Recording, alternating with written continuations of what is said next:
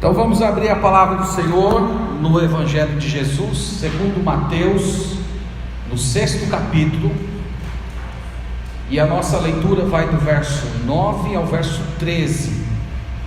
Então nas próximas semanas, com o auxílio do Senhor, nós vamos meditar na chamada oração do Pai Nosso, na oração do Senhor.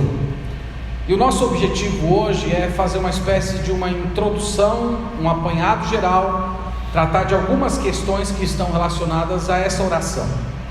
E nas semanas seguintes, o nosso objetivo é passar por cada frase dessa oração. E você vai perceber que cada elemento, cada frase dessa prece ensinada pelo Senhor Jesus Cristo tem muito a ensinar para a nossa alma. Então vamos ler Mateus 6, verso 9 ao seguinte, diz: portanto vós orareis assim: Pai nosso que estás nos céus, santificado seja o teu nome, venha o teu reino, faça-se a tua vontade, assim na terra como no céu. O pão nosso de cada dia dá-nos hoje, e perdoa-nos as nossas dívidas, assim como nós temos perdoado aos nossos devedores. E não nos deixes cair em tentação, mas livra-nos do mal, pois teu é o reino, o poder e a glória para sempre. Amém. Amém.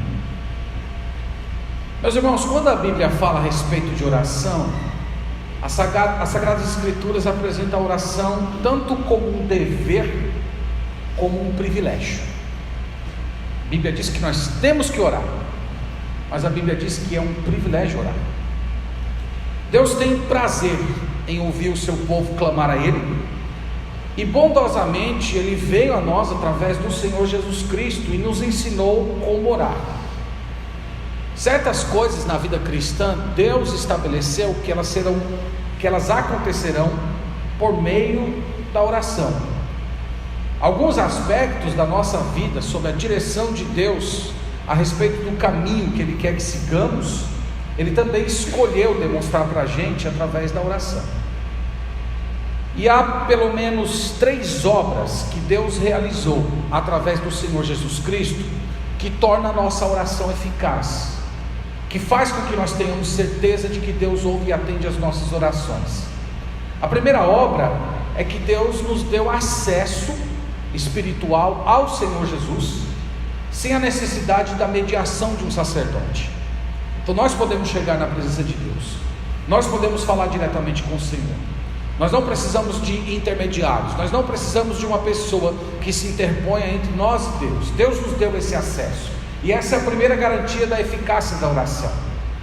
A segunda obra é que Deus nomeou a oração como um dos principais meios de comunhão com Ele. Então, se você quer ter comunhão com Deus, você precisa orar. Orar é uma maneira de estar próximos do Senhor. Eu já tenho dito isso diversas vezes aqui na igreja, que o maior benefício da oração não é Deus atender ao seu pedido. O maior benefício da oração é estar com o Senhor, é o Senhor mesmo, é estar na presença dEle. Esse é o maior valor da oração, isso garante a eficácia dela também. E por último, é o fato de que Deus nos deu um padrão, Deus nos deu um modelo, Deus nos deu elementos de oração. Então, o fato de nós termos essa passagem em Mateus capítulo 6, depois é repetida no Evangelho de Lucas, nós temos tantas orações na Bíblia, nós temos um livro inteiro dedicado a orações e canções, que é o livro dos Salmos. Isso mostra que Deus deseja, Deus quer que o seu povo ore. Então, essa oração em específico, ela entrou para a tradição cristã com o nome oração do Pai Nosso. Alguns autores chamam-na de oração do Senhor, e ela foi dada pelo Senhor Jesus Cristo para o seu povo. Ela foi dada para nós, ensinando os temas pelos quais nós devemos orar, e ela deve ser uma oração muito estimada por todos nós. Ela é uma oração em que, de um modo simples, Deus apresenta para nós as nossas necessidades. Ela não é uma oração demorada. Se você fosse repetir a oração, recitar a oração do Pai Nosso, você poderia dizê-la em poucos minutos. Mas ela é uma oração que vai direto ao ponto. Ela é cirúrgica. Ela tem adoração no início, ela tem ações de graça no final, ela tem confissão, que demonstra a nossa fraqueza, a nossa pecaminosidade, mas ela também tem intercessão pela glória de Deus. E ela é uma oração que nos ensina tanto a nos preocupar com a nossa própria necessidade, como com as necessidades dos nossos irmãos. Ela não diz o pão meu de cada dia, mas ela diz o pão nosso de cada dia, lembrando que nós somos uma comunidade e que todos nós temos necessidades. E essa oração, ela é repetida 2 vezes no Novo Testamento. O evangelista Mateus apresentou ela aqui no capítulo 6, como nós lemos, e o escritor Lucas também apresentou essa mesma oração. E eu queria que você olhasse comigo no capítulo 11, versículo 2 do evangelista Lucas, porque Lucas ele apresenta a oração dentro de uma ideia um pouco diferente da de Mateus.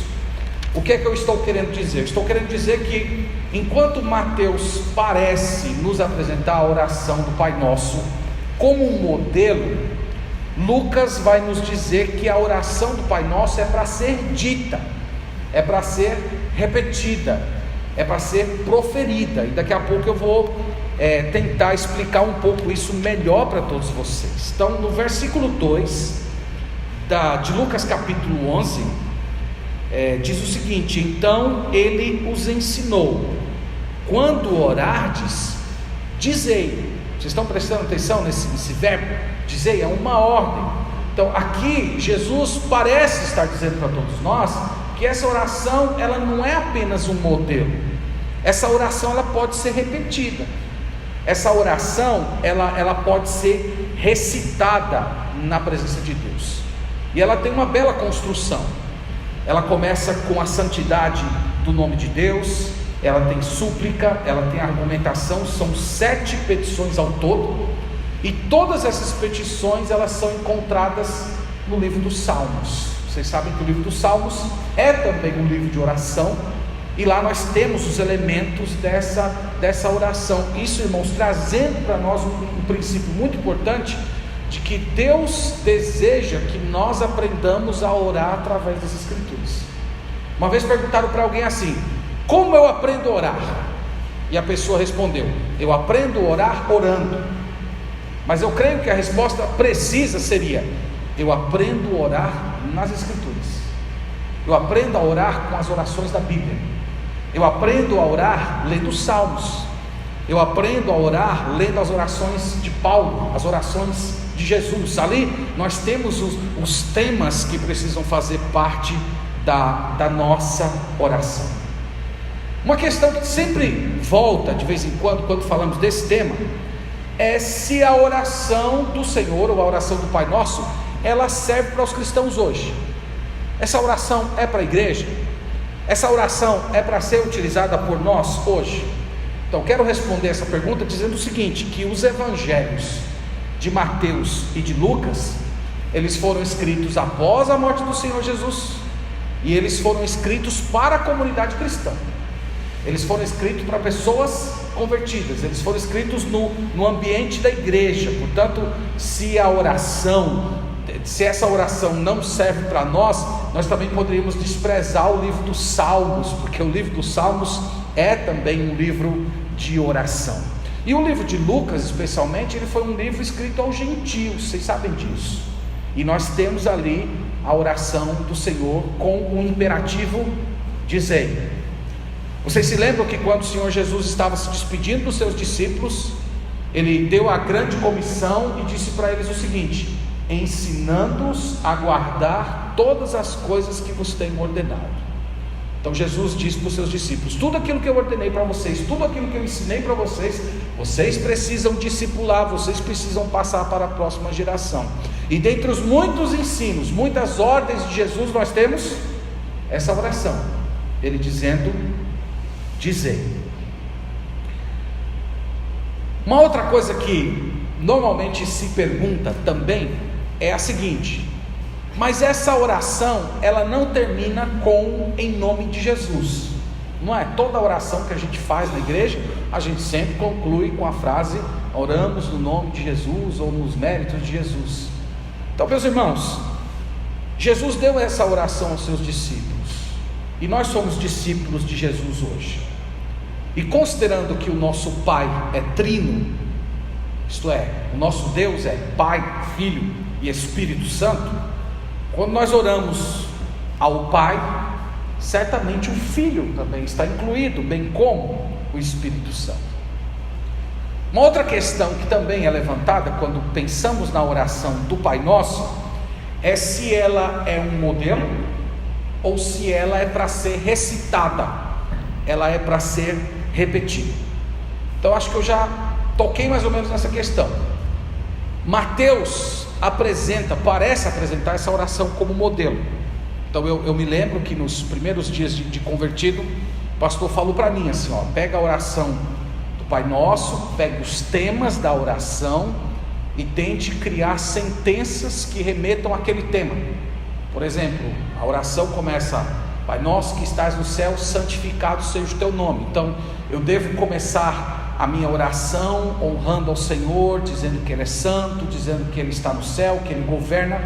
E aí você pegando cada sentença, cada frase, você criando um roteiro com as suas próprias palavras e com a sua própria oração. Então Mateus parece dizer isso, apresentar a oração assim. No entanto, nós já lemos em Lucas capítulo 11 versículo 2 que Jesus diz lá: dizei. Não apenas apresentando a oração do Senhor como modelo, mas também dizendo que a oração do Senhor pode ser repetida pelos cristãos.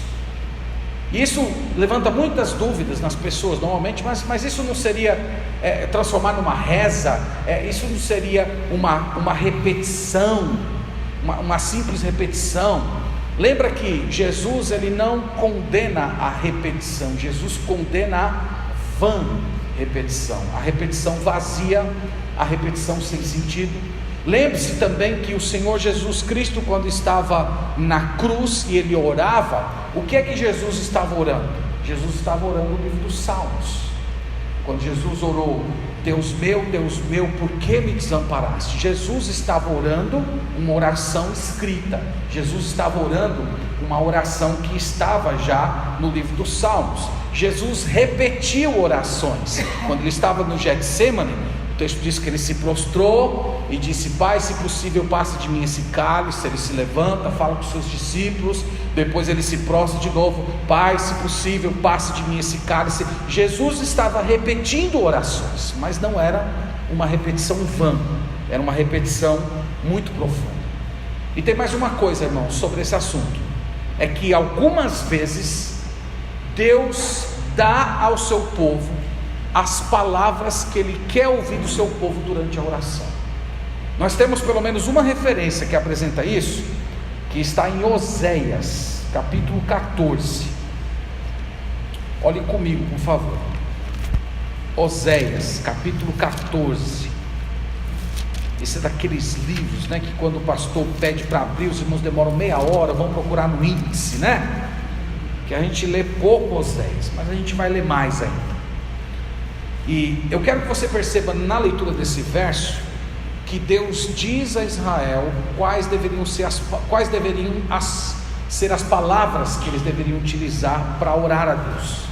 Então Oséias capítulo 14 versículo 2 diz o seguinte: tende convosco palavras de arrependimento e convertei-vos ao Senhor, dizei-lhe: perdoa toda iniquidade, aceita o que é bom, e em vez de ouvi-los, os sacrifícios dos nossos lábios.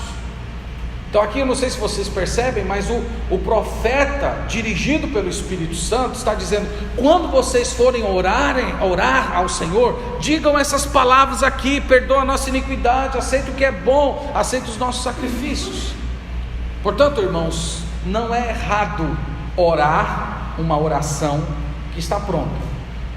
O problema é você orar de modo vazio. O problema é você orar como se a oração fosse um tipo de amuleto. Eu não sei quem aqui já jogou futebol, mas quando você vai jogar futebol e vai jogar assim uma partida séria mesmo, uma decisão de um campeonato, alguma coisa assim, o pessoal no vestiário se junta para orar, e eles oram a oração do Pai Nosso, e a impressão que eu sempre tive é que é como se eles acreditassem que quanto mais alto e gritando eles orassem, parece que isso iria fazer com que o jogo de futebol fosse melhor para eles. Então eles se juntam lá, dão as mãos: Pai Nosso que está no céu, santificado seja o teu nome. Então eles acreditam que quanto mais você gritar, mais isso vai produzir alguma coisa mística que vai fazer com que o seu time ganhe. Não é esse o sentido. A ideia é que nós podemos sim, em certos momentos da nossa vida, em que nós curvamos o nosso joelho diante do Senhor e nos faltam palavras. Eu não sei se isso já ocorreu com você. Algumas vezes nós curvamos o joelho diante de Deus, a gente não sabe o que dizer, não tem palavras, nosso coração parece que está seco, os céus parecem que estão fechados para a gente, nós não temos aquela sensação da presença do Espírito Santo em nosso coração. Então, em horas como essa, nós podemos fazer uso das orações das Escrituras, usá-las de modo real, transformando cada sentença daquelas orações como se fosse a nossa petição ao Senhor. Sonda-me, ó Deus, conheces o meu coração, prova-me, vê se há em mim algum caminho mau e guia-me pelo caminho eterno. Nós temos tantos e tantos modelos pelos quais nós podemos utilizar e glorificar ao Senhor na nossa oração. Irmãos, é importante lembrar que na oração do Senhor, em cada expressão, nós podemos ver algo da pessoa do Senhor Jesus. A oração começa dizendo: Pai Nosso. O Senhor Jesus disse: eu e o Pai somos um. A oração diz: santificado seja o teu nome. A Bíblia diz que Deus deu a Jesus um nome que está sobre todo nome. A oração diz: o pão nosso de cada dia nos dá hoje. A Bíblia diz: o Senhor Jesus é o pão da vida. A oração diz: perdoa as nossas dívidas. E as Sagradas Escrituras diz que o Senhor Jesus é todo poderoso para perdoar os nossos pecados. A oração diz: livra-nos da tentação. E a Bíblia diz que o Senhor Jesus é capaz de socorrer todos aqueles que são tentados. A oração pede pelo reino. A Bíblia diz que o reino, o poder e a glória pertencem a Jesus. E a oração termina com amém. E o apóstolo Paulo diz que Jesus é o amém das promessas de Deus para todos nós. Então ela foi dada pelo Senhor Jesus Cristo para a sua igreja, e você pode fazer uso dela para glorificar o nome do Senhor. Pois bem, meus irmãos, então nas próximas semanas, com a ajuda do Senhor, nós vamos passar por cada elemento dessa oração, e eu espero que isso faça bem para o coração de todos nós. Vamos orar ao Senhor e agradecer por esse momento.